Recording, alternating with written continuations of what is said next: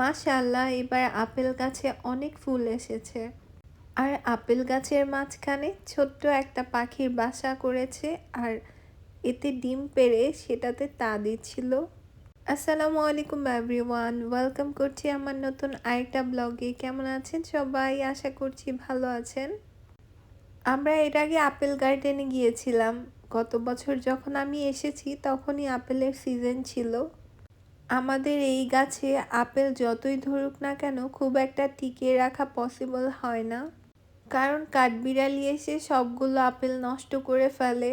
বেশিরভাগ কামড় দিয়ে নিচে ফেলে রাখে অথবা কামড় দিয়ে নিয়ে যায়।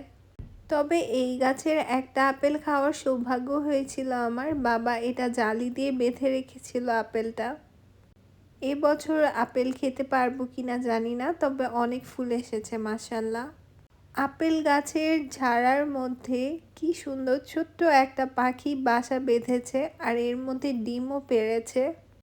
বাবা বলেছে এর আগেও নাকি এই পাখিগুলো এসে এই জায়গায় বাসা বাঁধতো আর ডিম পেড়ে বাচ্চা ফুটিয়ে নিয়ে যেত।